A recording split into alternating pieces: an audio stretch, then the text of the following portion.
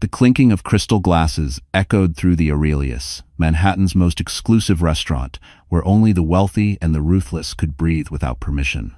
Under the golden chandelier, billionaire tech mogul Derek Voss leaned back in his chair, a smug grin stretching across his face as he lifted a glass of Chateau Margaux. Beside him, his mistress Lila Crane let out a flirtatious laugh, loud enough for nearby tables to hear exactly the way he liked it. Tonight was about showing the world that he had upgraded. Servers glided past with silver trays, businessmen nodded respectfully, and Derek basked in the kind of attention he believed he was born to own. He didn't know destiny was already walking through the door. A sudden shift in the room's energy made several heads turn. The maitre d' straightened instinctively. Even the live violinist missed a note. Derek followed their gaze, annoyed at first. Then, his entire world collapsed in silence. Standing at the entrance was Elena Foster, the woman he had discarded like yesterday's news. The ex-wife he told everyone was too plain, too weak, too useless. Her black maternity dress outlined the gentle curve of her 5-month pregnancy, his child he never believed she deserved to carry. But it wasn't her presence that made Derek choke on his wine. It was the man standing next to her, Adrian Cole, the reclusive Wall Street powerhouse. The CEO feared even by billionaires. The man who could destroy entire empires with a single phone call. And he had his hands steady, protective at the small of Elena's back. Every whisper in the restaurant froze. Every stare followed her. Every ounce of Derek's arrogance drained from his face. Elena wasn't the abandoned woman he had left in a tiny Queens apartment. Tonight, she walked with dignity, with power, with someone far stronger than Derek could ever hope to be. And as she locked eyes with him across the room, a quiet fire burned in her gaze, one that promised this was only the beginning. Derek's glass slipped from his fingers and shattered. Long before Elena Foster walked into the Aurelius, with the quiet strength of a woman rising from ashes, she had lived through a kind of heartbreak that could have broken anyone else completely. Just 8 months earlier, her life had been painfully ordinary, a modest job as a financial analyst at a mid-sized Manhattan firm, a tiny but cozy apartment she shared with her husband, Derek Voss, and an uncomplicated dream of building a family. She wasn't wealthy, she wasn't glamorous, and she certainly wasn't someone the city's elite would ever look at twice. But she had loved Derek with a sincerity that now felt foolish. Back then, Derek wasn't the cold, polished billionaire he paraded himself as today. He was a struggling entrepreneur, chasing investors, burning through savings, and craving validation from the world. Elena supported him through every failure, worked overtime to pay rent, cooked simple home meals to save money, and believed in him even when he didn't believe in himself. She was his anchor, the only one who never left. But the moment his company went viral after a single lucky partnership with a major tech fund, everything changed. Suddenly, Derek had money, fame, attention, and an ego that dwarfed Manhattan's skyline. He started dressing differently, speaking differently, standing differently. He began leaving earlier, coming home later, smelling like cologne she didn't own. Then came the whispers. Then came the lies. Then came Lila Crane, the PR specialist hired to fix his brand. Ender 7. Elena didn't want to believe the rumors. She didn't want to believe the late-night messages, the mysterious work trips, the sudden coldness in Derek's voice.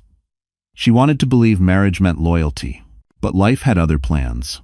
The night everything fell apart still haunted her like a ghost she couldn't quiet. Elena had just discovered she was pregnant, something she thought would bring them closer. She waited for Derek with nervous excitement, the ultrasound picture tucked carefully in her pocket. He arrived past midnight, not alone. He walked in with Lila clinging to his arm, her lipstick smeared, her hair disheveled, her laugh dripping with the arrogance of a woman who believed she had already won. Derek didn't even look ashamed. "Elena," he said, waving a dismissive hand, "don't make this dramatic. Lila and I are together now." Elena's breath stopped. "Together?" "Derek, we're married." "For now," he corrected. His voice was ice. "But come on, you knew this was coming. You and I, we're from 2 different worlds. You're sweet, but you're not built for my life." Her hands trembled. "I'm pregnant." That was the moment that truly shattered her. Derek's face didn't soften, didn't break, didn't even shift. Instead, he stepped forward, lowered his voice to a cruel whisper, and said, "Then you'll handle it on your own. I can't have a kid dragging down my public image, not right now. The next morning, she returned home from work to find her belongings packed in boxes, her access to their finances frozen, her number blocked, her apartment lease canceled. She was left with nothing. Nothing except the life growing inside her. For months, Elena lived in a rundown Queens apartment, eating dollar store noodles, working double shifts, crying quietly into her pillow so her baby wouldn't feel her sadness. She avoided mirrors, avoided people, avoided hope. She thought her story was over. She didn't know fate was already guiding her toward the one man Derek feared most. She didn't know Adrian Cole would soon change everything. Elena Foster's apartment in Queens wasn't really an apartment. It was a box with peeling walls, a drafty window, and a radiator that hissed louder than her own thoughts at night. After Derek threw her out, this was all she could afford. She told herself it was temporary, but temporary had a cruel way of turning into months. The neighborhood wasn't dangerous, but it wasn't comforting either. The smell of street food mixed with rain-soaked concrete and the sound of distant traffic was her nightly lullaby. On the 4th floor, Unit 4C, she lived alone with her growing belly and the echo of a life she once believed was permanent. Each morning she woke before sunrise not because she wanted to, but because her body had become a battlefield. Morning sickness hit like a wave. She'd kneel over the sink, gripping the counter as nausea tore through her, her legs trembling. Sometimes she cried. Sometimes she just stared at the cracked tiles and whispered, one day at a time. Her job at the retail finance office wasn't glamorous, but it paid enough for rent and cheap groceries. The walk to the bus stop felt longer with each passing week. She held her coat tightly around her body, not because of the cold, but because she didn't want strangers staring at her stomach. Her pregnancy, once a joy, had become a source of fear. Every step reminded her of how alone she truly was. Worse than the loneliness were the rumors. Derek's PR machine had gone to work fast. One by one, former friends, co-workers, neighbors, people who once smiled at her, began treating her like a scandal waiting to happen. She trapped him. She wanted money. She got pregnant on purpose. She ruined his reputation. None of it was true. All of it spread. She kept her head down at work, avoided break room conversations, ignored the judgmental glances when she warmed up ramen noodles for lunch. Some afternoons, she excused herself to the bathroom, pretending she had to pee, but really, she just needed 5 minutes to cry where no one could hear. At night, she sat on her mattress on the floor, the only piece of furniture she had aside from a second-hand dresser. She placed her hands over her stomach and whispered apologies to the tiny heartbeat she carried. "I'm trying," she'd say softly. "I promise I'm trying." But promises didn't keep the electricity on. One cold evening, after a long shift, she climbed the stairs to her apartment, her legs aching from the weight she was carrying. When she reached her door, she noticed something taped to it, a bright yellow notice she recognized instantly. A final warning for late rent. Eviction pending. Her vision blurred. She had been juggling bills for months, choosing to buy prenatal vitamins instead of paying the gas bill, choosing groceries instead of rent. But this was the moment the dam finally cracked. Inside the apartment, she sank to the floor, clutching the notice as sobs tore out of her. Her breath hitched, her chest tightened, panic rising like floodwater. And then her phone buzzed. Unknown number. She almost didn't answer. But something in her gut told her to pick up. "Miss Foster?" a calm voice said. "My name is Adrian Cole. I believe you need help." She froze. She had never met him, never spoken to him. But the name, the Adrian Cole, was impossible to mistake. Before she could even respond, the voice added, "I'm outside your building. Please open the door." Her heart stopped. Her life was about to change in ways she couldn't imagine. For a long moment, Elena didn't move. She sat frozen on the cold wooden floor, eviction notice still trembling in her hand, the phone pressed weakly against her ear. Outside her 4th floor window, she could hear the distant hum of Queens traffic, arguing neighbors, someone's TV blasting, but her world had gone utterly silent. "Miss Foster?" the man repeated, voice low, composed, impossibly steady. "This is Adrian Cole. I'd like to speak with you." Her breath stuttered. Adrian Cole wasn't just a name. He was a myth in the financial world. Wall Street's phantom king, the man who rarely appeared in public, yet moved markets with a single decision. CEOs feared him, banks courted him, media chased him, And he was calling her? Elena swallowed hard. I think you have the wrong number. No, he said gently. I'm exactly where I intend to be. A chill ran down her spine. How do you even know me? She whispered. There was a pause, short, but weighted. Because, he finally answered, I saw what happened to you. And I don't ignore injustice. Before she could respond, he added, Please open the door, Elena. Her heart nearly stopped. She staggered to her feet, gripping the wall for balance. Her body felt heavier than usual, the pregnancy pressing uncomfortably against her ribs. She wiped her tears quickly, though she wasn't sure why. Trying to look presentable for a man like him felt laughable. Her door had 2 locks. Her fingers fumbled on both. When she finally pulled it open, cold December air swept into the apartment, and behind it stood a tall figure in a charcoal coat, snowflakes caught in his dark hair, eyes sharp yet unexpectedly warm. Adrian Cole, in the flesh, standing at her doorstep. For a moment, Elena forgot how to breathe. Adrian looked at her small, run-down apartment, the flickering kitchen light, the stacks of unopened bills, the single mattress on the floor. But he didn't show pity, not disgust. Only a quiet, fierce anger, though not at her. May I come in? He asked softly. She stepped aside, embarrassed by the state of her life. Sorry, I wasn't expecting company. You've been through enough, he said, removing his gloves. I didn't come here to judge you. But Elena couldn't help it. Shame wrapped around her like barbed wire. Why are you here? She asked, voice cracking. No one even calls me anymore. Adrian studied her gently. Because you deserve better than what was done to you. Her throat tightened. You don't even know the story. I know enough. His gaze softened. I know Derek Voss. And I know what men like him do to women who threaten their image. Her chest tightened at the sound of Derek's name. So this is revenge for you? She asked bitterly. Using me as leverage? Adrian stepped closer, lowering his voice. Elena, if I wanted revenge, I had 1,000 chances before now. Here's if he won them. Then, after a beat, I'm here because I saw a woman fighting alone when she never should have been. Her eyes burned. She hated crying in front of strangers, but something about Adrian's presence, steady and unhurried, loosened the walls she'd been holding up for months. I'm not strong, she whispered. Yes, he said, without hesitation. You are. You just forgot. She stared at him, this impossibly composed man in her tiny, broken world. He extended a simple, unassuming card. If you'll trust me, he said, I can help you rebuild everything he tried to destroy. Elena hesitated. Her fingers hovered. Her life had already collapsed once because she trusted the wrong man. Could she trust another? As she finally reached for the card, Adrian's expression shifted quiet, knowing. This decision, she would soon learn, would change everything. The next morning, Elena sat on the edge of her thin mattress, staring at the business card in her hand as if it were a foreign object. Adrian Cole and Hawthorne Capital.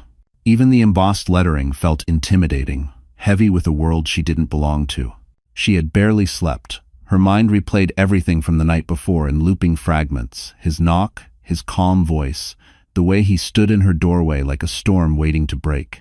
She kept telling herself it couldn't be real. People like Adrian didn't walk into the lives of people like her.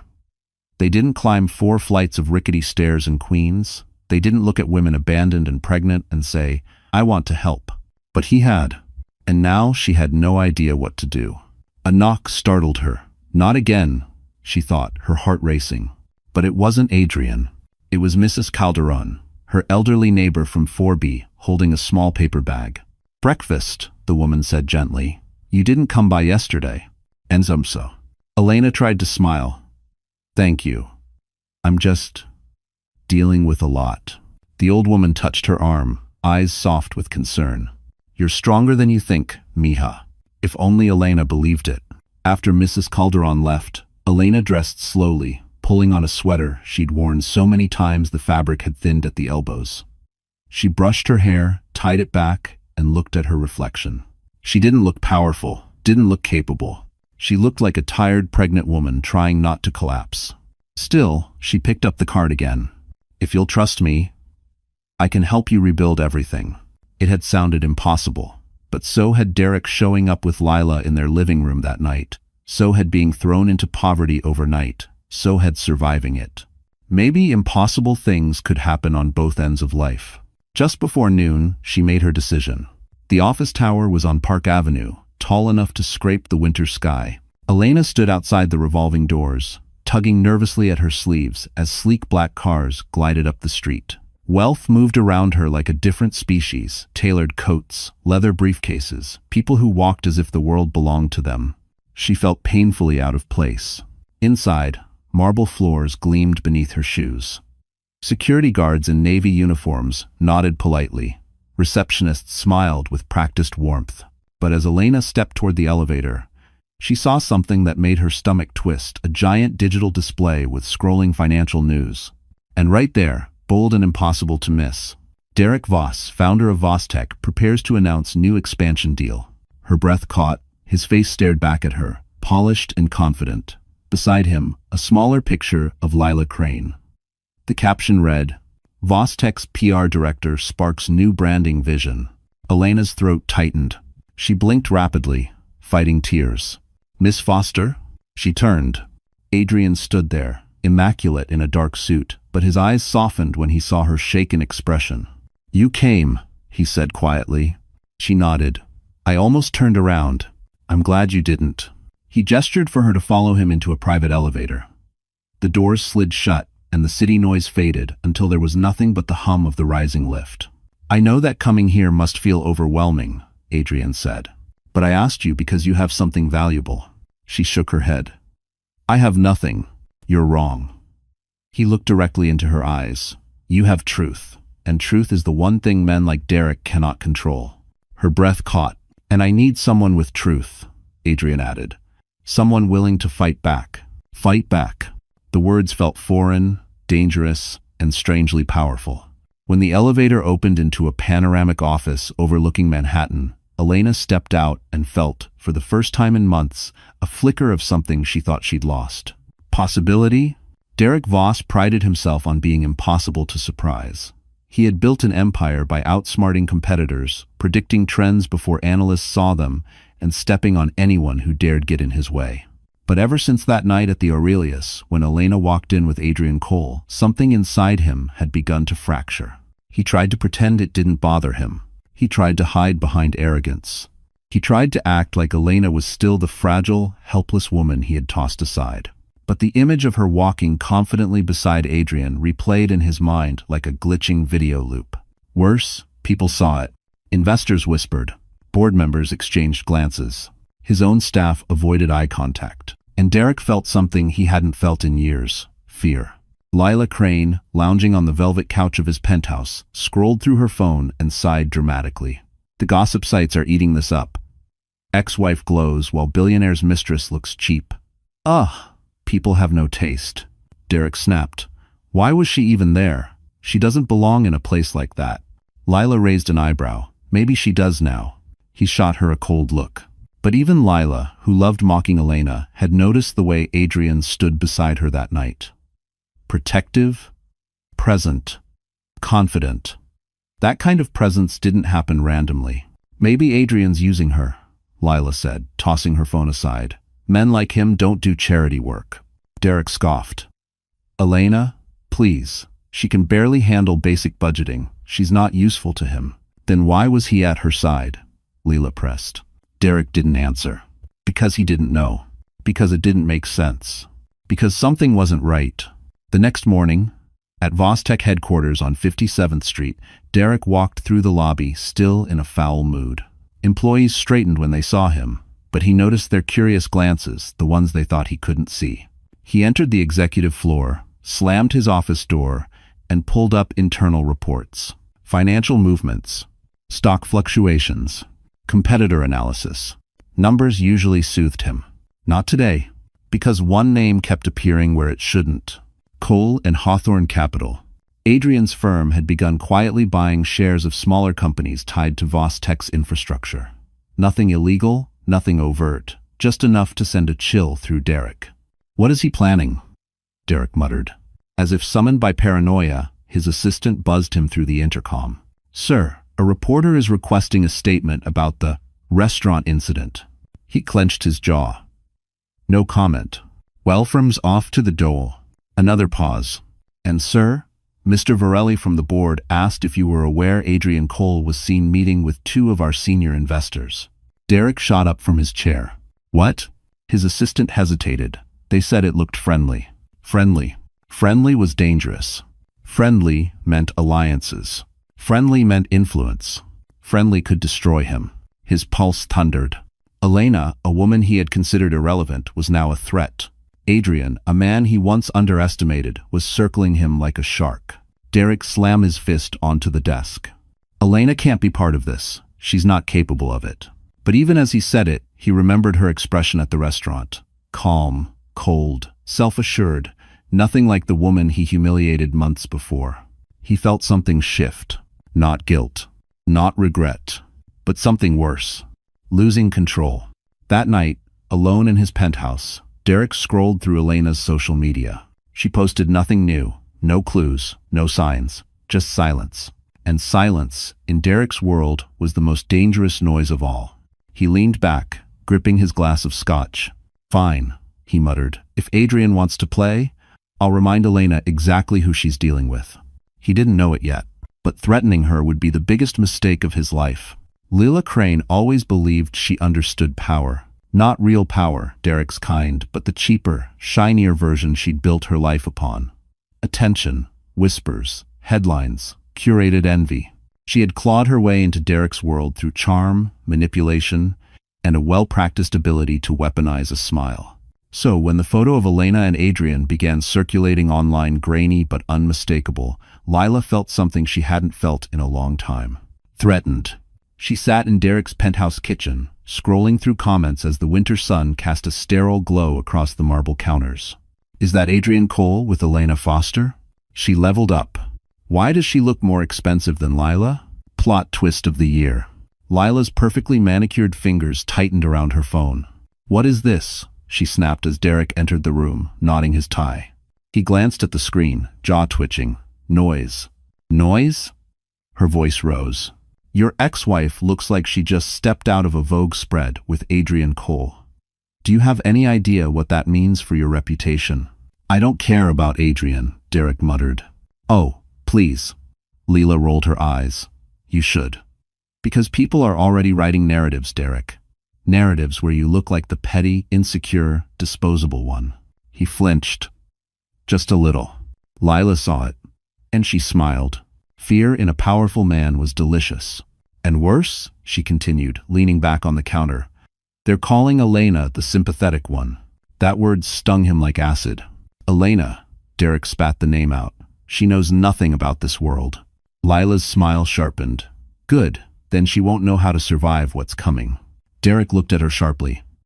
What are you planning? What you should have done from the start. Her eyes glinted. Control the narrative. Destroy her before she becomes a problem. He hesitated. She saw it. Don't get soft now, she said coolly. She isn't your wife anymore. She's a liability. Derek didn't respond, but his silence was permission enough. That afternoon, Lila sat in her PR office, fingers flying across her keyboard. She drafted targeted rumors disguised as casual conversations, anonymous tips, whispers to gossip bloggers, curated leaks to social accounts known for scandal. Her story spread like wildfire. Elena Foster manipulating billionaire Adrian Cole. Pregnant ex-wife seeks revenge, insider claims drama brewing. Sources say she's using her unborn child to regain wealth and status. Lila didn't stop there. She dug through old photos, found an image of Elena crying outside a subway station months ago, taken on a day Elena had fainted from exhaustion. Lila sent it to a tabloid with a fabricated caption, suggesting Elena had emotional instability and financial desperation. It mine his face, or life form us, in $C. Within hours, social media turned vicious.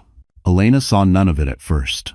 She was sitting in Adrian's office, reviewing spreadsheets he'd asked her to analyze, when her phone began buzzing relentlessly. Notifications piled up. Her stomach tightened. She clicked one. Her heart dropped. Dozens, then hundreds of comments flooded her screens. Accusations, lies, cruelty so sharp it felt personal even from strangers. Her hands trembled. Adrian noticed instantly. Elena? He asked quietly. She tried to speak, but her throat closed.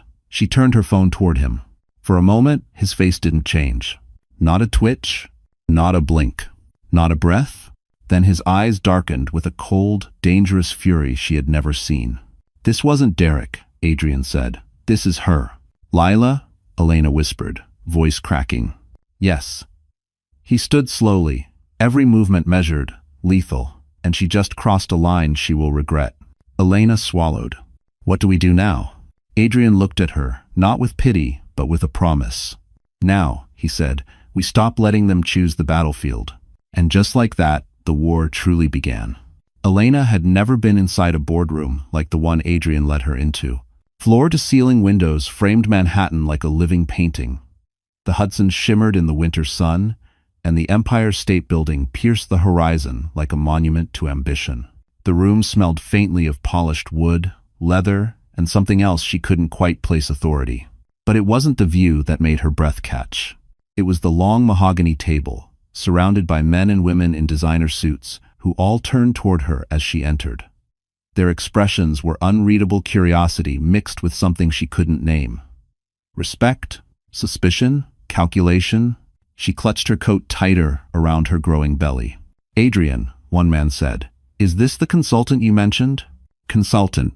Elena almost turned around and walked out, but Adrian stepped beside her, steady as ever. "Yes," he replied simply, "this is Elena Foster." Her pulse hammered. "I know what you're thinking," Adrian continued. "She's not a Wall Street insider. She's not a corporate shark, but I trust her analysis and her perspective." That stunned the room. And her. Adrian trusted her? Trusted her enough to bring her here, in front of executives who controlled billions? Elena kept her gaze down, until Adrian gently touched her elbow. "Have a seat," he said quietly. She obeyed, her palms damp, her heart painfully loud. Screens lit up, spreadsheets loaded, voices rose and fell. The meeting began. At first, she listened silently, afraid to breathe too loudly. But then Adrian pulled up a series of financial charts, documents she had helped review the night before. They displayed anomalies inside Vostek's infrastructure contracts, irregularities, unreported expenses, numbers that didn't make sense. Her stomach twisted. She recognized them. Her own name had once been attached to those contracts. Derek had forced her to sign documents she didn't understand back when she believed he needed help. She never questioned him. She never thought he'd use her signature for illegal purposes. "Miss Foster," one executive asked suddenly, "do these patterns look familiar to you?" Her blood ran cold. Adrian looked at her, calm, almost reassuring. "You don't have to say anything you're not comfortable with," he murmured. But Elena lifted her chin. "Yes," she said, voice trembling. "I've seen these numbers before." A ripple went through the room. Elena continued slowly at first, then with growing clarity.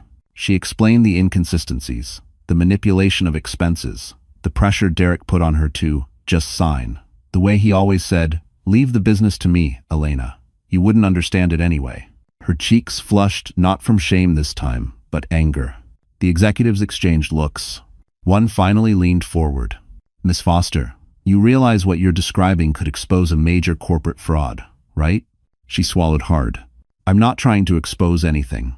I'm just telling the truth." Adrian's voice was calm but firm. "And sometimes, truth is exposure." Another executive asked, "Why would Derek use your name?" Elena exhaled. "Because he thought I was harmless, invisible, someone nobody would believe." The room fell silent. Then Adrian, who had been quiet until now, spoke with a measured intensity. That invisibility is exactly what he counted on, but he underestimated her. A low murmur rose around the table. Adrian wasn't done. "From this point forward," he said, "Elena's insight becomes central to our strategy, and anyone who underestimates her will find themselves at a disadvantage." Elena's breath hitched. "Central? Huh?" One executive raised an eyebrow. "You're giving her a seat at the table?" Adrian nodded. "Yes, starting now." Her vision blurred not from fear this time, but something unfamiliar. Strength. She didn't know what would happen next. She didn't know how Derek would react. She didn't know if she was ready for any of this. But as she looked out over Manhattan, her hand instinctively resting on her stomach, she realized something. For the first time since Derek broke her life apart, she wasn't fighting alone anymore. 2 days after the boardroom meeting, the world around Elena began shifting in ways she wasn't prepared for. It didn't happen dramatically, no explosions, no shouting, but subtly, like the quiet reshaping of gravity. People looked at her differently now. They spoke to her differently, because Adrian Cole had given her something Derek never allowed her to have: visibility. Cole and Hawthorne Capital released a discreet internal memo announcing Elena Foster as a temporary financial consultant on a confidential audit. Her name was printed in the same document as senior analysts and department heads. And although the announcement wasn't public, in the glass towers of Manhattan, nothing stayed secret for long. By noon, whispers had already begun circulating. Is that her, the woman working with Adrian? She's the one Voss screwed over, right? I heard she caught something huge, something the SEC might want. Every elevator ride became an exercise in courage. Every glance felt weighted. Some held curiosity, some admiration, some doubt. But for the first time in months, not a single one held pity. Still, pressure crushed her shoulders. She was pregnant, exhausted, new to this world of sharpened smiles and hidden daggers. She shouldn't have been here. And yet, somehow, she belonged more with these wolves than she ever had in Derek's shadow. That afternoon, Adrian invited her to join him at a private investors' luncheon at the Regent Club, one of those old money institutions so exclusive you couldn't even look at the front door without a member invitation. Elena panicked.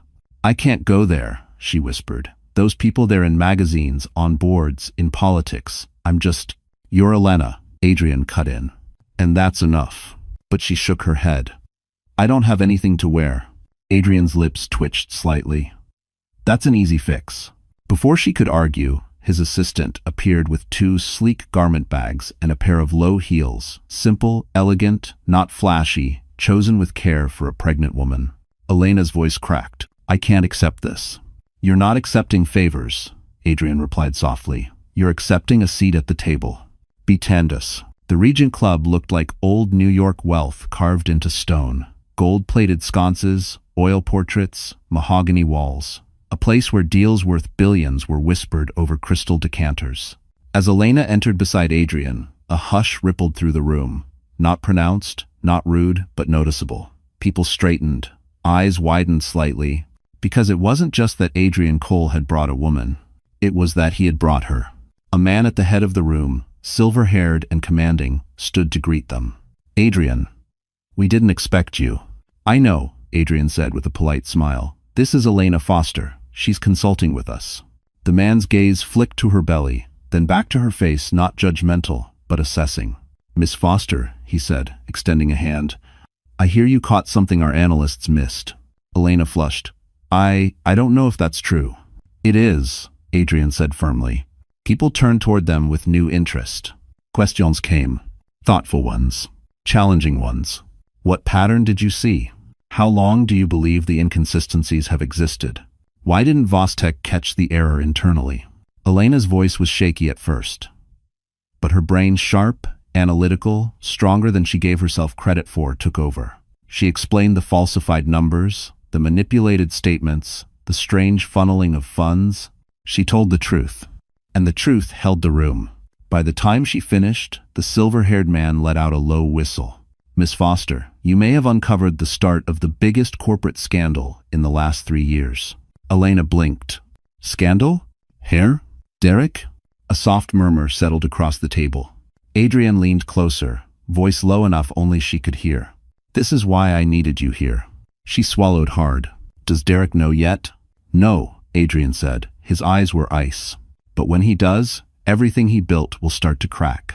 Elena exhaled shakily as realization washed over her. For the first time since Derek shattered her life, she was no longer the hunted. She was becoming the danger. Derek Voss had always been a man who believed he was untouchable. But for the past 48 hours, something had shifted in the atmosphere, subtle at first, then unmistakable. Calls went unanswered. Emails were abruptly polite. Meetings he was used to commanding suddenly felt tense. People were watching him. People were whispering. And whenever he walked into a room, a strange silence settled, like dust before a storm. He tried to ignore it, chalk it up to paranoia, but denial cracked wide open the moment his CFO, Grant Melville, stormed into his office without knocking. We have a problem, Grant hissed. Derek didn't look up from his laptop. Grant, unless the building is on fire, it's worse. Things act. That finally made Derek lift his head. Grant threw a stack of reports onto Derek's desk. Cole and Hawthorne Capital is buying positions in 2 of our partner companies. Quietly, strategically. Derek stared at him. So? Grant nearly shouted. So Adrian Cole doesn't make moves unless he's preparing to take someone down. The words struck like a punch. But Grant wasn't finished. And the board knows. They're asking questions. Aggressive ones. Derek's pulse hammered. Adrian. This all led back to Adrian. Or rather, Elena. His jaw tightened. What did she tell him? Derek growled. What lies is she feeding him? Grant hesitated. I don't think they're lies. Derek slammed his hand on the desk. She doesn't know anything. Grant flinched. She signed off on those documents, he said quietly. Derek's blood ran cold. She was my wife, he snapped. I told her what to sign. That doesn't mean she understood it. Grant lowered his voice. But legally, that won't matter. Silence. Heavy. Suffocating. Then Grant delivered the killing blow. Derek, if she talks to the SEC, you're done. That evening, Derek retreated to his penthouse, once his sanctuary, now a cage. He paced the living room, phone in hand, calling Lila again and again. No answer. Finally, after the 10th call, she picked up, her tone irritated. What do you want? What is happening? Derek demanded. Why is Cole going after me? What did you start? Lila scoffed. You're the one who left your ex-wife emotionally destroyed and financially ruined. Did you really think she'd just disappear? She doesn't have the brain for this. Derek snapped. Someone is using her. Lila's voice turned cold. Maybe you should have respected her instead of humiliating her. Derek froze. It was the first time Lila had ever taken Elena's side. He didn't like it. Are you with me or not? He hissed. Lila hesitated, a dangerous, telling silence. I'm with whoever wins, she finally said, and hung up. Derek's hand trembled around his phone. His mistress was slipping. His company was slipping. And Elena, the woman he thought he buried, was rising. The next morning, Derek marched into the Vostech boardroom, determined to reassert control. But the moment he entered, he sensed the shift. 12 board members, all staring at him. Cold, distant, calculating. Derek, the chairman said, we need to discuss the audit. Derek stiffened. What audit? A folder slid across the glossy table. In bold, merciless lettering, Cole and Hawthorne, preliminary findings, Vostech anomalies. His vision blurred. Adrian had already begun. We'd like your cooperation, the chairman said, and transparency. Derek's chest tightened. You think I'm hiding something? We think, the chairman replied carefully, that your ex-wife may have knowledge we're obligated to review. The room tilted. Elena? Derek whispered, stunned. He had destroyed her. He had erased her. He had expected silence. Instead, she had become the one person the board wanted to hear from. He was losing control of his image, his empire, his carefully constructed reality. Derek Voss had finally met a force he couldn't manipulate, and her name was Elena Foster. Elena didn't expect Adrian to show up at her apartment that evening. She certainly didn't expect him to stand outside her door with a look she had never seen on his face before, something between protectiveness and barely controlled fury. Are you okay? He asked as soon as she opened the door. She blinked. Yes, I think so. No, Adrian said quietly. You're not. Because something came up today, something you need to know before anyone else tells you. He's not a endem. Her stomach tightened. What happened? Derek, he said. Just the name made her chest hurt. Adrian stepped inside, closing the door gently behind him. His presence filled the tiny space, steady and grounding, but the tension radiating off him warned her that whatever he was about to say wasn't small. He held a single folder in his hand. Elena, he said, voice steady but dark, we discovered something new in the documents you once signed for Derek, something he hid from you, something that could have ruined your life. Her breath hitched. He placed the folder on her small kitchen table. Sit. Her knees felt weak as she obeyed. Adrian opened the folder slowly, too slowly. Elena, those signatures tied you to transactions you were never supposed to be implicated in. I knew that already, she whispered. I knew he tricked me. You didn't know the scale, Adrian corrected. The signatures weren't just for routine expenses. They were used to approve transfers into private subsidiary accounts Derek created under shell identities. She froze.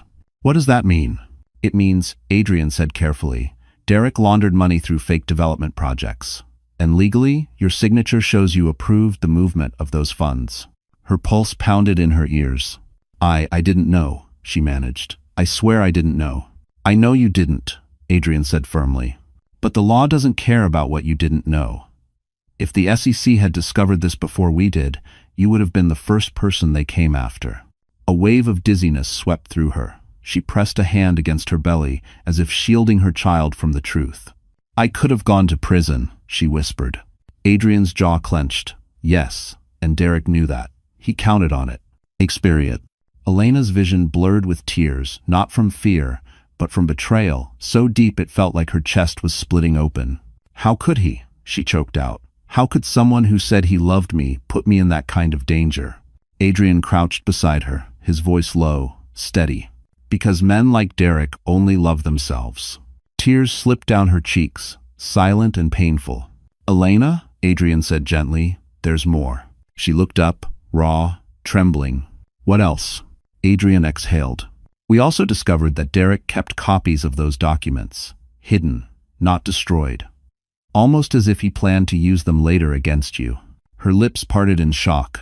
He wanted leverage, Adrian continued. If you ever threatened his image, he could have had you arrested. For a long moment, Elena couldn't speak. She couldn't breathe. Her entire body felt numb. Then, like a dam breaking, her fear twisted into something else. Anger. Pure, searing, righteous anger. He wanted to ruin me, she whispered. He threw me out, took everything, humiliated me, and still wanted a way to destroy me if I ever fought back. Adrian nodded. But he failed, he said softly. Because you're not alone anymore. And because now we control the truth, not him.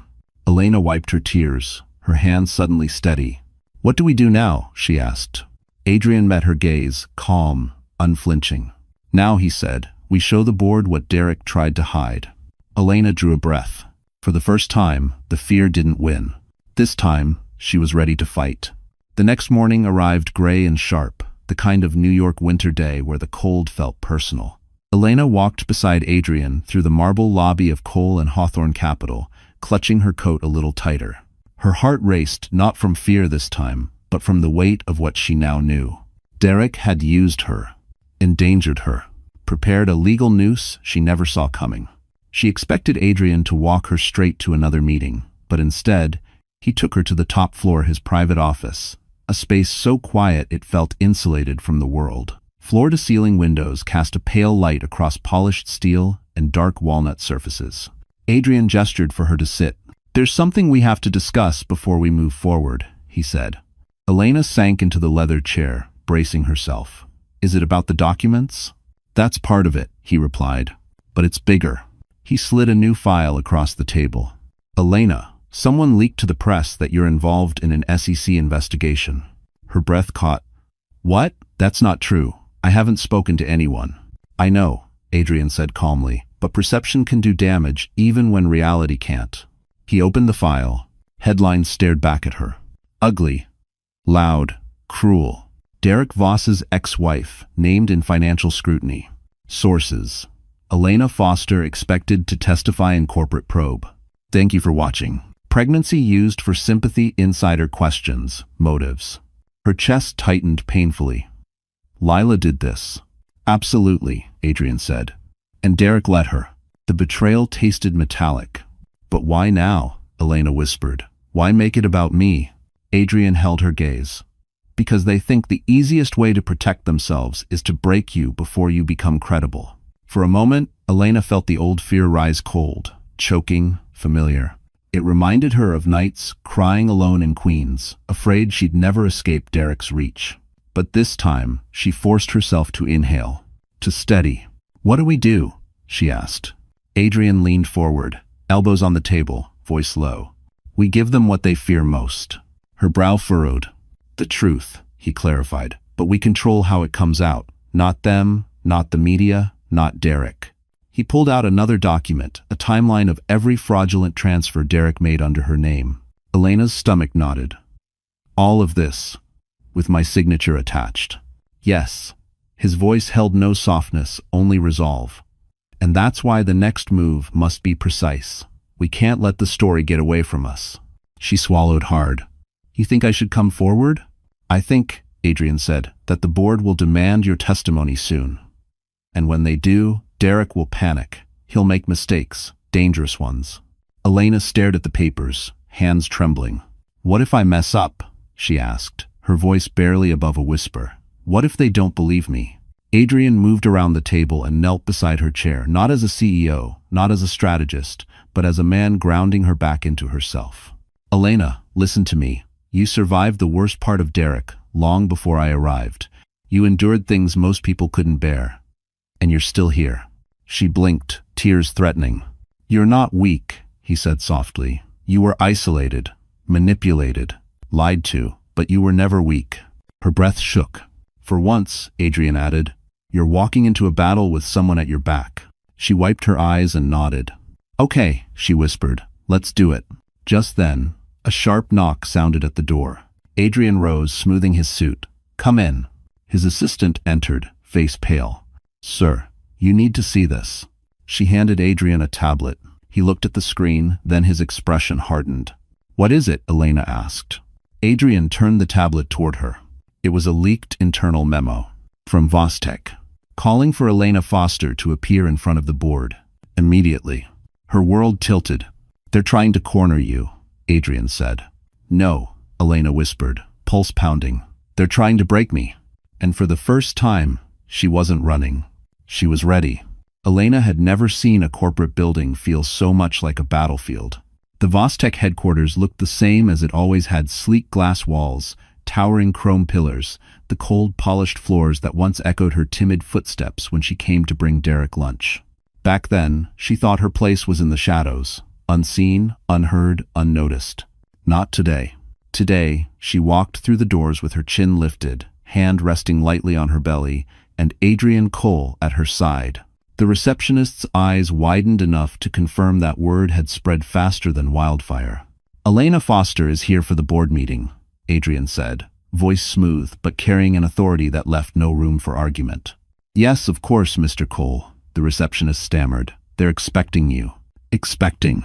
The word tightened her chest. They weren't expecting the old Elena, the trembling wife who apologized for breathing too loudly. They were expecting a woman they intended to corner, intimidate, and break. But that wasn't who walked in today. When the elevator doors opened onto the executive floor, silence fell. The board members were gathered near the glass wall overlooking Central Park, murmuring anxiously. Derek stood apart, pacing in sharp circles, his expression a mixture of fear, rage, and something else: panic. He froze the moment he saw her. Elena, he breathed, you shouldn't be here. She held his gaze. No, Derek, you shouldn't have brought me here. His jaw tightened, but before he could respond, the chairman cleared his throat. Miss Foster, Mr. Cole, please join us. Elena stepped forward. Her heartbeat roared in her ears, but her voice, when it came, was calm. You asked for me. I'm here.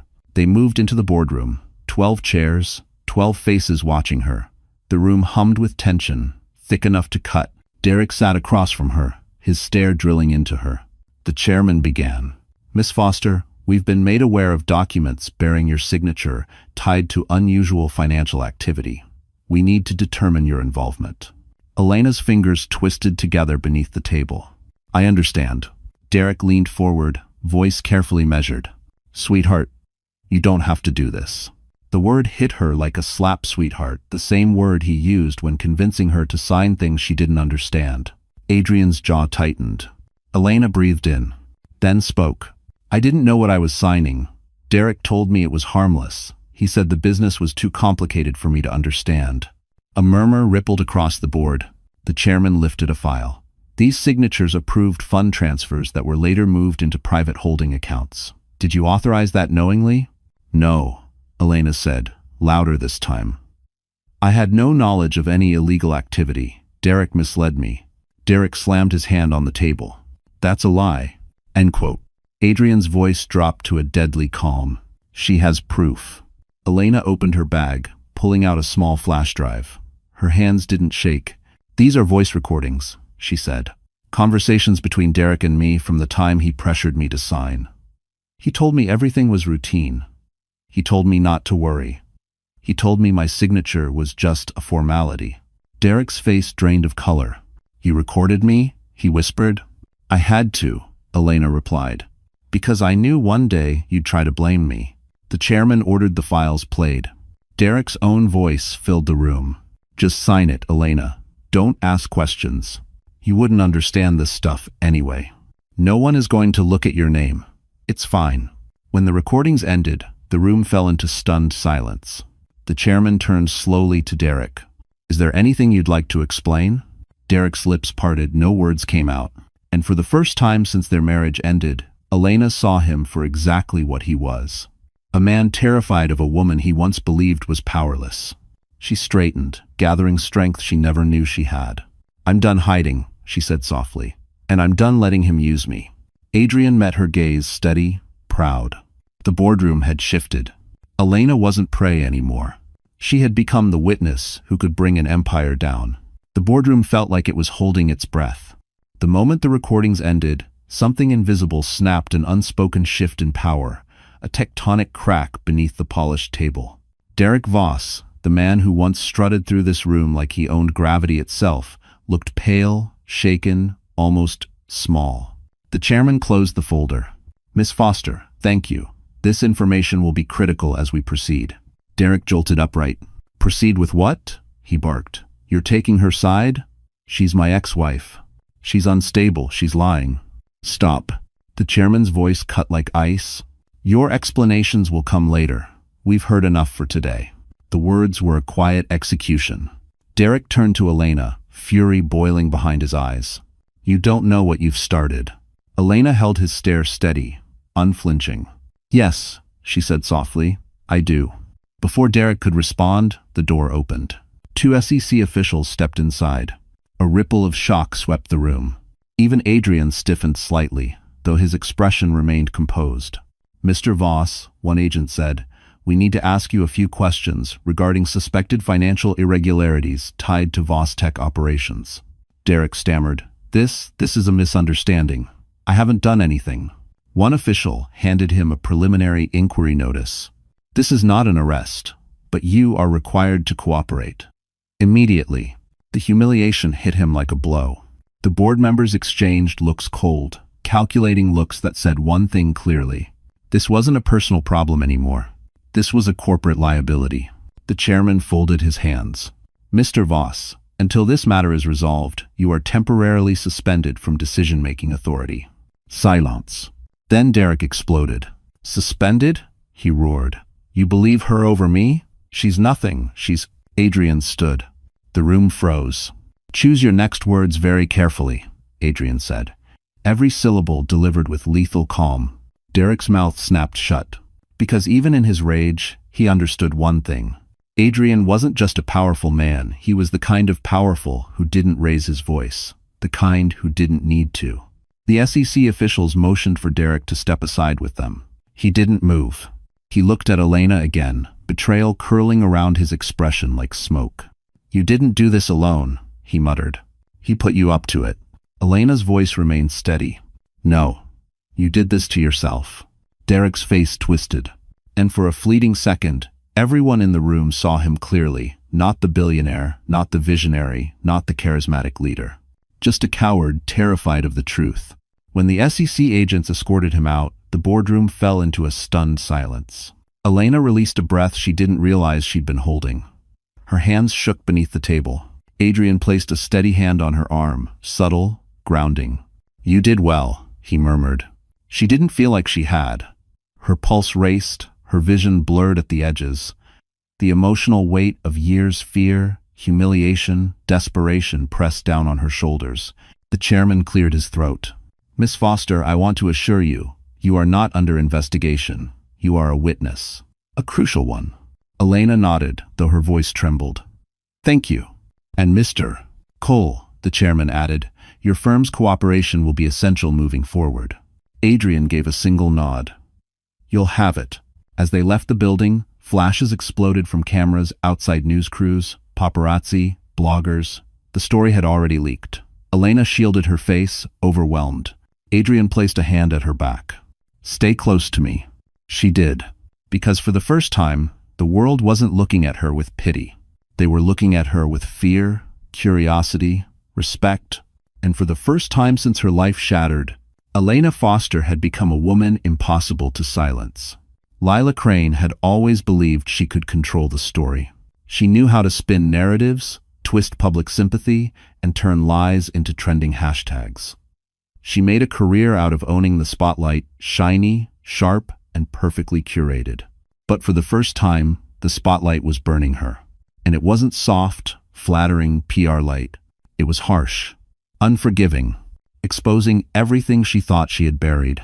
Because when the news of Derek's suspension hit every major network, journalists didn't stop at him. They came for the woman who shaped his image. They came for the woman who whispered into his ear. They came for Lila. Her phone exploded with notifications, calls, texts, emails, some from reporters, some from clients, some from people she never wanted to hear from again. She ignored them all. She sat in Derek's penthouse living room, pacing like a caged animal, the city skyline mocking her through the floor-to-ceiling windows. "This is bad," she whispered to herself. "This is really bad." She turned on the TV. Every station showed Elena's face. Not as a scandal, not as a victim, but as a credible witness. Elena Foster, the key to the Vostek investigation. Former wife exposes financial irregularities. New evidence suggests systemic misconduct. Entivo. Lila stared, bile rising. This wasn't how the story was supposed to go. Elena wasn't supposed to rise. Elena wasn't supposed to be believed. Elena wasn't supposed to matter. Lila threw her glass against the wall. "How is she winning?" she screamed. She was nothing, but deep down, she knew. Elena wasn't nothing. She was the one thing Lila never had: sincerity. And sincerity plays better on camera than lies, especially when the lies start cracking. When Derek finally arrived home, escorted by his lawyer, Lila rushed toward him. "Why didn't you tell me the SEC was involved?" she hissed. "Why didn't you tell me she had recordings?" Derek pushed past her.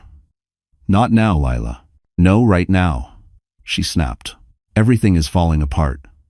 The media is tearing me apart. Do you even know what they're saying? That I'm the mastermind, that I helped you hide money. You need to fix this."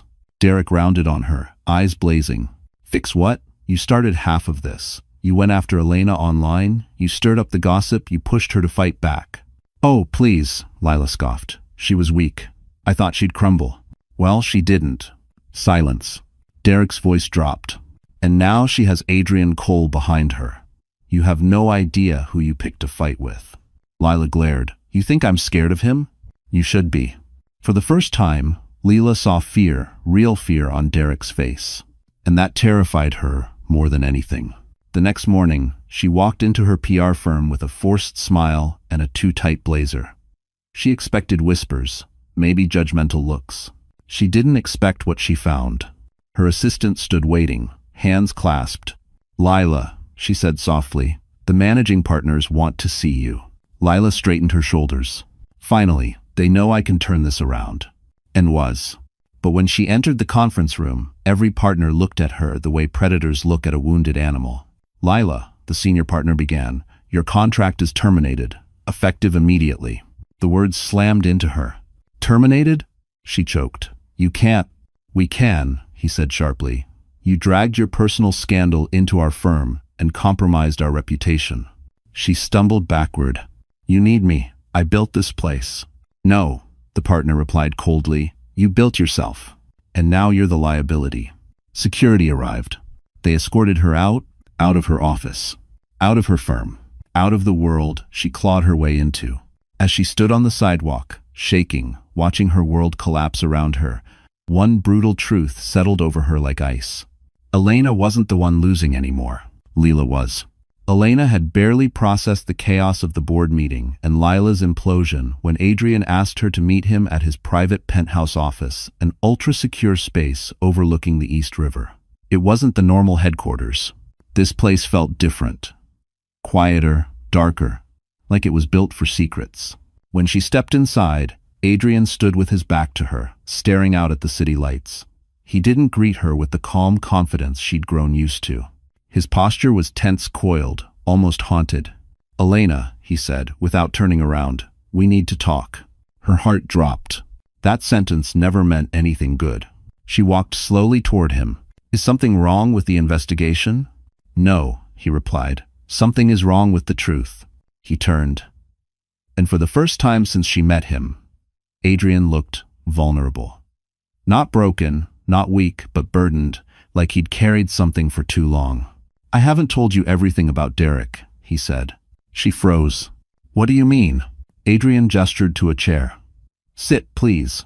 She sat. He remained standing, hands folded, voice steady but low. "I didn't meet you by accident." Her blood ran cold. "You? What?" "I didn't know you personally," Adrian explained, "but I knew of you long before that night in Queens." A strange, icy dread crept up her spine. "How?" she whispered. Adrian finally spoke the truth. "Derek and I weren't just business rivals. We were partners 5 years ago, on a major development fund. I believed in him, I trusted him, and he betrayed me." Elena's breath caught. Adrian continued. "He falsified documents, rerouted funds, sabotaged a deal that cost my firm millions. He walked away clean because he framed a junior analyst on my team. A good man. That man never worked again." Elena's chest tightened. "So, you wanted revenge?" "No." Adrian stepped closer. "I wanted accountability, but Derek disappeared behind lawyers and NDAs. I couldn't touch him legally, not without someone who knew how he operated. Someone he underestimated." Her heart pounded painfully. "You mean me?" "Not a question. A realization." "You are the key," Adrian said softly. "You always were. Because you were the only person he allowed close enough to see the truth without realizing it." Elena's throat tightened. "And you thought you could use me?" Adrian flinched. "Yes. At first." The honesty stung more than lies ever could. She looked away, vision blurring. "So all of this, bringing me into those meetings, helping me, protecting me, it was all strategy?" "No," Adrian said firmly, "not anymore." He knelt beside her chair, forcing her to meet his eyes. "Elena, in the beginning, I saw you as leverage, but then I saw who you truly are. A woman Derek tried to shatter and failed. A woman who deserved justice long before I stepped in." Her breath trembled. "Why tell me now?" "Because you deserve the truth before we take the next step," he said. "And because I care about you, not as a tool, not as a strategy, as a person." Her heart twisted painfully. She didn't doubt his sincerity. His voice held a warmth and fracture she had never heard before. But the betrayal still lingered. "So, you used me," she whispered. "Just like he did." Adrian's jaw tightened. "Elena, I'm trying to undo the damage he caused. I'm trying to make things right." "You should have told me," she said, wiping her eyes. "I know," he whispered. For a moment, the room fell silent, two people caught between truth and hurt, between loyalty and consequence. Then her voice cracked. "What do we do now?" Adrian stood, shoulders straightening. "Now," he said, "we bring Derek down completely, and this time we do it together with nothing left hidden." Elena inhaled shakily. The truth hurt, but it also made her stronger, because now she understood something important. Derek wasn't the only one who underestimated her, and that mistake was about to cost him everything. Derek Voss had always believed empires fell from the outside. A competitor, a market crash, a scandal. He never imagined his empire would collapse from the inside. One board meeting, one recording, one woman he dismissed as irrelevant. But that's exactly what was happening. By the time he returned to Vostek the next morning, the building no longer felt like his. Security guards didn't greet him. Assistants didn't rush to his side. Conversations hushed when he passed. For the first time, Derek felt like a stranger in his own kingdom. He stormed into the executive floor, ready to reclaim control, yet found chaos instead. Board members yelling, lawyers storming halls, phones ringing off the hook, and every screen in the office flickering with the same breaking news headline. SEC reviewing Vostek ledger, possible corporate fraud. His stomach dropped. He pushed his way into the boardroom only to find his CFO, Grant Melville, speaking to a cluster of directors with a grim face. Grant turned, startled. "Derek, you shouldn't be here." Don't start with me, Derek snapped. What's going on? A board member stepped forward, cold and surgical. The SEC requested full access to our financials. They have probable cause. Probable cause? Derek repeated, voice shaking with anger. Based on what? The chairman folded his hands. Based on the anomalies tied to your wife's signature. She's my ex-wife, Derek growled. Exactly, the chairman replied, which made her testimony even more credible. A choking silence fell. Testimony. She talked. She turned on him. She exposed him. Elena, Derek whispered, stunned. Grant exhaled. They believe she was coerced, used, manipulated. She wasn't coerced, Derek shouted. She knew what she was signing. But even he heard the lie in his voice. And so did everyone else.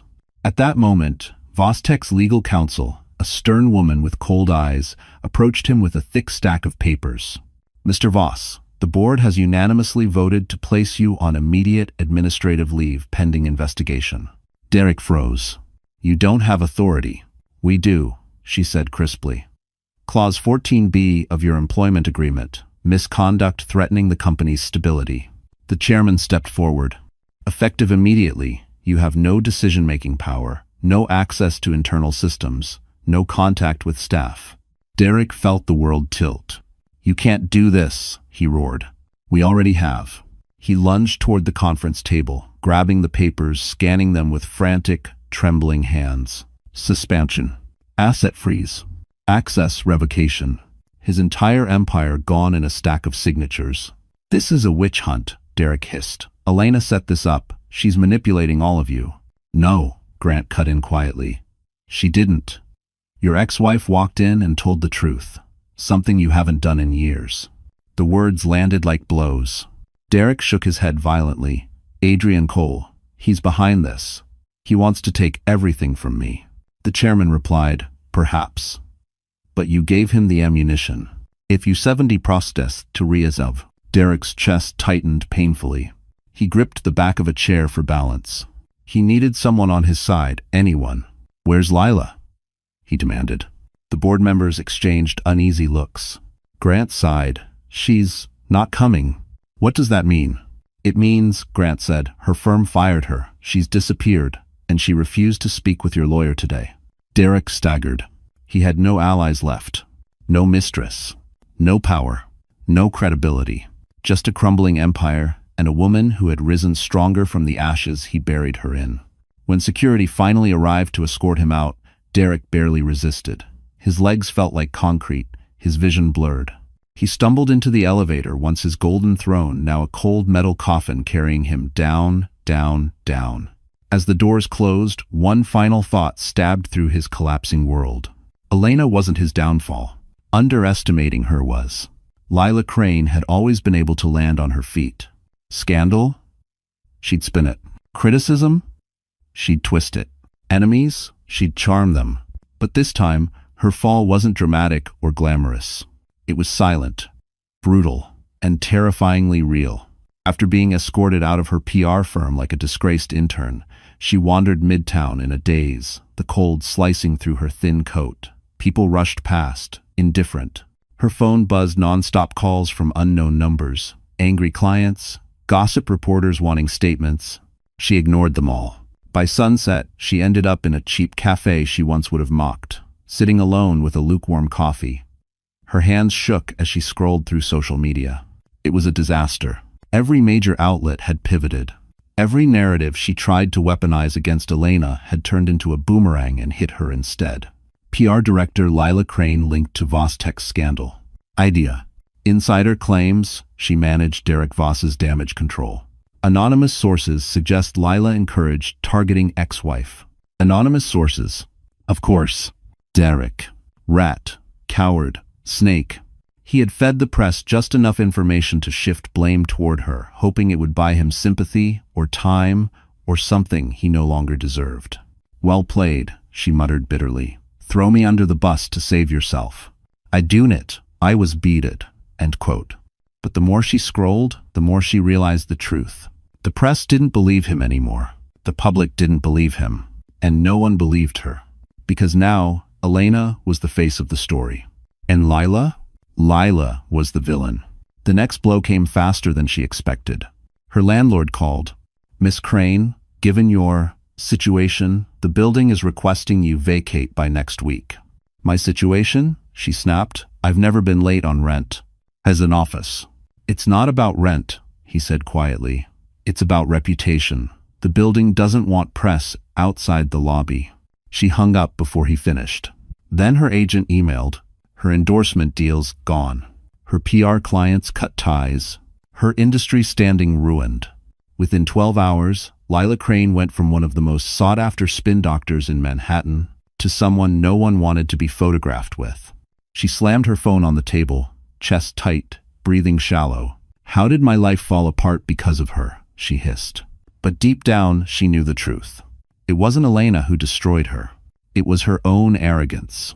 By the next morning, desperation sank its claws into her. She marched toward Derek's penthouse, shaking with anger, humiliation, and fear. She pounded on his door until her fist went numb. "Derek, open the damn door." Silence. She tried again. "I lost everything because of you." Still nothing. She pressed her forehead against the door, voice cracking. "We were supposed to be a team." The lock clicked. But the face that appeared wasn't Derek's. It was his lawyer. "Miss Crane," he said, tone robotic. "Mr. Voss is not receiving visitors." "Visitors?" she spat. "I'm not a visitor. You're someone he is no longer associated with," the lawyer cut in. "And given the ongoing investigation, it is in his best interest to sever all communication." "Important?" "Commander." Leela felt the floor fall out beneath her. "So he's cutting me off?" "Yes." "And he wants me to disappear?" "Yes." Her chest tightened. "He can't do that." "He already did," the lawyer said calmly. "And if I were you, Miss Crane, I'd hire my own attorney immediately." The door closed in her face. She stood there, shaking, humiliated, discarded, just like Elena once was. Except Elena rose. Leela was sinking. As she stumbled into the elevator, tears streaming down her face, she realized something she had never allowed herself to believe. She had backed the wrong man. And unlike Elena, no one was coming to save her. Because when the queen rises, the mistress always falls first. For the first time in months, Elena woke up without dread sitting on her chest. The morning light seeped through the penthouse guest room, where Adrian insisted she stay until the investigation stabilized. It was warm, gentle, a soft gold brushing across her skin as if life itself had finally stopped punishing her long enough to let her breathe. She sat up slowly, hand instinctively resting on her belly. "You're safe," she whispered to her child. "And we're not alone anymore." Her phone buzzed. A text from Adrian. "Board ruling released. Come to the office when you're ready. Big day." Her heart fluttered, not from fear, but anticipation. Something was changing. She dressed carefully, choosing the simple navy dress Adrian's assistant had picked out for her weeks earlier. Not glamorous, not flashy, but strong. Respectable. A woman who survived hell and walked out carrying truth like armor. When she arrived at Cole and Hawthorne, people didn't stare at her with curiosity anymore. They nodded with respect. A receptionist smiled genuinely. A security guard held the door for her. An analyst whispered, "That's her." "Everybody." A senior executive said, "Morning, Miss Foster." It was surreal. And overwhelming. But not frightening, not anymore. Adrian waited for her in his office, standing by the window with Manhattan glittering behind him. "You made it," he said softly. "You asked me to come," she replied, giving him a small smile. He let out a breath, almost as if seeing her eased something tight in his chest. "There's something you should see." He handed her a folder. Elena opened it carefully. Inside were the results of the board's emergency vote. Effective immediately, Vostek appoints a temporary restructuring committee overseen by Cole and Hawthorne Capital. Her eyes widened. You're taking over?" "Temporarily," Adrian corrected. "Just long enough to stabilize the company and clean out the corruption." "And Derek?" Adrian's jaw tightened. "He's finished. Legally, publicly, financially. There's no path back for him. Out of never." Elena exhaled, a complicated mixture of relief and sorrow. She never wanted his destruction. She wanted freedom. But sometimes, freedom required consequences. "Does this mean it's over?" she asked. Adrian shook his head gently. "No, Elena. It means it's just beginning. For you. He handed her a second document, one with her name printed at the top. Consultant to Senior Oversight Committee, Strategic Analyst. Salary. More in a year than she made in her entire life combined. Elena's breath caught. I can't accept this. You earned it, Adrian said. You helped uncover the truth. You put your life on the line. Without you, this entire operation would have collapsed. Tears blurred her vision. You believed in me when I didn't believe in myself, she whispered. No, Adrian corrected softly, stepping closer. You believed in yourself the moment you walked into that boardroom and faced Derek on your own terms. Her heart squeezed painfully, but he wasn't done. Elena, there's something else, he said quietly.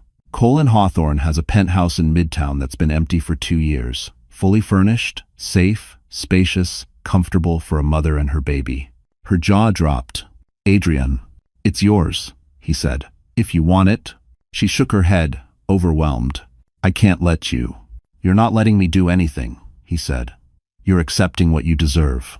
Her eyes filled, not with fear, not with uncertainty, but with possibility, a future, a home, security, dignity, something Derek never gave her. Adrian stepped closer, voice lowering. You're not just rising from what he did to you, Elena. You're building something new, something better. She looked at him, really looked at him. At the man who walked into her life when she had nothing left. At the man who helped her stand on her own feet. At the man who cared for her, not because she was useful, but because she was her. For the first time, she let herself smile soft, warm, hopeful. Okay, she whispered. I'll take the job. And the penthouse. Adrian exhaled, relief flickering across his face. And Adrian? She added quietly. Yes? Thank you. He shook his head, eyes soft. No, Elena, thank you. Because the woman standing before him wasn't broken. She was becoming unstoppable. Winter melted slowly into the first breath of spring, and with it, Elena's world transformed in ways she once believed were impossible. Her new penthouse, quiet, warm, filled with sunlight and gentle luxury, became a sanctuary where she finally felt safe. No footsteps to fear, no voices to shrink beneath, just peace and the soft rhythm of her unborn child, reminding her that life still had beautiful chapters left to write. The SEC investigation concluded swiftly. The evidence Elena provided, even after years of manipulation, was airtight. Derek Voss was formally charged with financial misconduct, document falsification, and fiduciary breach. His assets were frozen. His public image collapsed. His name became synonymous with greed and downfall. And for the first time, justice felt real. But the final confrontation didn't happen in a boardroom or courtroom. It happened outside the Cole and Hawthorne building on a quiet Friday afternoon. Elena had just finished a meeting and stepped out into the crisp air when she saw him. Derek. Not the polished billionaire who once strutted across magazine covers. Not the arrogant man who believed the world bowed at his feet. But a shell, tired, disheveled, eyes bloodshot with sleepless panic. Elena, he said, voice cracking. She froze. Adrian, walking just behind her, stiffened instantly. But Elena lifted a hand lightly, signaling him to wait. She stepped forward, calm, steady. What do you want, Derek? He swallowed hard. To talk, please. The desperation in his voice didn't move her. Not anymore. You ruined me, he whispered. Everything I built, gone. Do you even care? Care? She repeated softly. Did you care when I slept on the floor of a tiny apartment while carrying your child? Did you care when you forged my signature? When you tried to destroy me to protect your own image? He flinched, shame slicing through him. Elena, I made mistakes. Dishonor. No, she said. You made choices. He blinked, stunned. She continued, voice calm as stone. You chose greed over integrity. You chose cruelty over loyalty. You chose humiliation over love. Derek's shoulders collapsed. I lost everything. Elena inhaled, letting her words land with finality. No, Derek, you lost everything because you tried to take everything from me. He stared at her, chest rising and falling sharply. And then he broke. I'm sorry, he whispered. I'm truly sorry. For a moment, she simply watched him, not with hatred, not with longing, but with clarity. "You're not apologizing to me," she said gently. "You're apologizing to the version of yourself you destroyed." A tear slipped down his cheek. Elena stepped back, her hand resting over her stomach. "This chapter of my life is closed," she said, "and you're not part of my future." Derek opened his mouth, but no words came. Because he finally understood. He had lost her long before he realized she was worth keeping. Later that evening, Adrian walked Elena home. The city lights glowed like embers beneath a velvet sky. When they reached her door, he hesitated. "Elena," he said softly, "I want you to know something." She turned, heart warm. "You didn't rise because of me. You rose because you finally saw yourself the way I saw you from the beginning." Her breath caught, strong, resilient, capable of standing on her own. Then his voice lowered, gentle and sincere. "And when you're ready, I'd like to build a life with you. Not out of strategy, not out of circumstance, but because you are someone I admire. Someone I care for, someone I—" She placed a hand on his chest, stopping him with a soft smile. "I'm ready," she whispered. "For all of it." His breath trembled, but his smile was warm, unguarded, almost tender. And for the first time since her world shattered, Elena allowed herself to dream of joy, not borrowed, not fragile, but earned. Later that year, in a quiet ceremony at the Plaza Hotel, with Manhattan glittering like a promise through tall windows, Elena and Adrian exchanged vows. Her baby, now a giggling toddler with bright eyes, held her hand as she walked down the aisle. No scandals, no shadows, no more fear, just love, just healing, just a future she built with her own strength. And as she stood beside the man who helped her rediscover her worth, Elena knew one truth with absolute certainty. This wasn't her revenge arc, it was her rebirth. And just like that, our story comes to an end. If you're still here with me right now, listening to these last words, then maybe something in this journey touched your heart in a way you didn't expect.